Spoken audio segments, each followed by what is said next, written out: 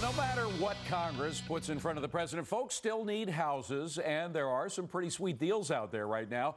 It's true that mortgage rates jumped sharply in the past week. 30-year fixed is just over 6.5% right now. 15-year fixed is at 6.02%. And the 5/1 adjustable rate mortgage is nearing 6% this week. It's about 5.92. But historically, and it's important to keep this in mind, that's still pretty low. In most places, prices have also come down considerably from their highs. So with prices down and interest rates historically low as well, is this the time for a buyer to strike? Barry Habib is CEO of Mortgage Market Guide. He joins us in studio. Peter Zalewski runs Miami-based Condo Vultures. Really, now tonight, he's joining us from San Francisco because he's got a venture out west that we're going to be talking about in just a second. And Curtis and Cindy Squires have been finding foreclosures, fixing them up, and flipping them. You didn't think you'd hear that word for a while again. They join us from La Quinta, California. But Barry, first to you.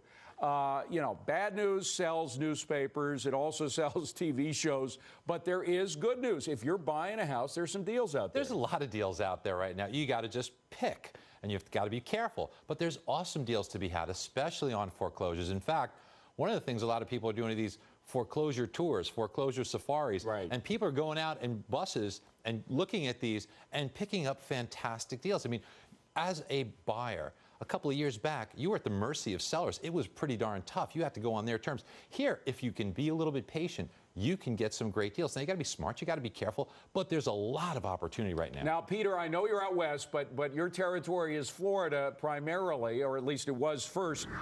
Where is the bottom in Florida? Are there some communities like Miami that realize that they've seen the bottom and now consider themselves in a climbing mode? Yeah, absolutely. Let me give you something to visualize. At the height of the market, there were 40 cranes in the air building high-rises in downtown Miami. There are 3 left today. So for the most part, a lot of this product is starting to come online. By our calculations, about 88% of the proposed and new product has already been delivered. Now, here's the interesting point. Of that 88% that's been delivered, roughly about 23,000, 22,000 units, only 53% is closed. Wow. And by the way, I was there about a year, maybe a year and a month ago, and I remember those 40 cranes. So they're down to 3, which means the products are coming online, but are people buying the product, Peter? Well, the product that people are buying is, if they bought new construction, they typically had a 20% deposit down. Right. The typical price was $400,000 to $500,000. So that's $80,000 to $100,000 that it's pretty tough to walk away from. The real people who are purchasing today are the ones going after the 12,000 bank-owned properties that came online in the first half of 2008. Now, consider 12,000 bank-owned properties have come online where these properties have gone through foreclosure, they've gone through the auction, the bank is now in possession and dumping. There's another 38,000 that have moved into foreclosure in the first half of the year. So we're talking about 50,000 properties, theoretically, that could be had at a significant discount, in addition to the 23,000 new units that are being delivered in downtown Miami. All right. Well, Curtis and Cindy Squires, you guys are using the F word. And I don't mean the 4-letter F word. I'm talking about flipping. You guys are actually considering and doing flips, which I thought were practically illegal at this point. Cindy, how do you do it? We've been doing it full time for 12 years now. People say you can't do it in this market, you can't do it in that market, but we continue to do it. We just change our methods every time the market changes. Yeah. So Curtis, be specific. Tell us what properties you're looking at, how you fix them up, and how you then flip them. Well, first, I really quick want to say that there's a huge, huge misconception about the legality of flipping. And what everybody is thinking about is organized crime, where they literally get together with a lender and an appraiser, and they artificially inflate the value of the house and then sell it, which is, very illegal. All we're doing is taking raw material, which are properties that are completely beat up, and then to answer your question, they're typically a 3-bed, 2-bath. Your best neighborhoods are middle to slightly lower middle class, blue-collar neighborhoods. The banks don't even have enough cash to mow the yards. They're dead. They've got mold. They're hazards. They've got pools that are full of water that are just very dangerous. And in some cases, the houses have been trashed, right? Because foreclosed properties, very often people trash them before they leave.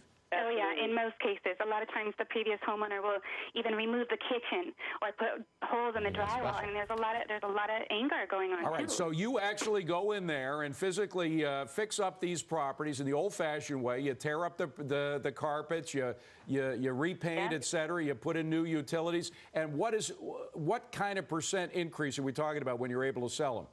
You shoot for 20%. It's pretty standard. Over the past couple of years, it's been extremely challenging, and it's starting to get a lot easier again. So we're starting to see profit margins of anywhere 20 to 30%. Wow. Barry, have you heard about this happening elsewhere? Yeah, absolutely. Hey, this is what I did as a kid to get through college. I mean, we used to buy houses and fix them up and flip them. But when you were getting through college, it wasn't as bad a situation as we got now. Well, you know what? I'll tell you, the market wasn't that great back then. And then there were also times where the market was difficult, and you could still make money by fixing up homes. You know why? Because the properties are distressed. They have no curb appeal whatsoever. People don't want to buy them. You can get them deeply discounted, especially now in a foreclosure environment. Do some cosmetic work, fix the thing up, put it on the market below what other homes are selling for, and make a very handsome profit. All right, now, Peter, the question about out west is an open question because the folks out west really haven't seen the kind of downturn, at least in San Francisco, where you are right now, as they have in a lot of other areas like Florida and elsewhere. So are you seeing property values there as well? You know that's really the subject that I ask, or that's the question I ask everybody. I'm asking about San Francisco. For the most part, we're not seeing it. That being said, we're in the process of expanding into San Diego, Phoenix, and Las Vegas, and Los Angeles to try to take advantage of what's sort of going on down here. These seem to be the real hot button areas. San Francisco, I would tell you, is still holding pretty steady because it seems like the job market is still pretty strong. Some people feel as if it's time to get in because they might be able to get something they couldn't buy previously. But our real focus is probably a little bit farther south than San Francisco. Cindy Squires, let me just ask you for some specifics about prices, if you don't mind. You say 20% increase. Give us some ideas of prices and precisely where you're able to flip those houses and for how much. Sure thing. Well, we just found one in Cathedral City that was just an insane steal. That was one of our best deals of the year.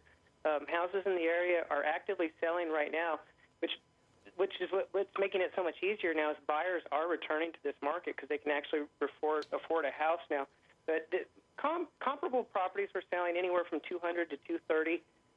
The bank had it at $150, couldn't sell it for a really long time, got fed up, dropped it to $90.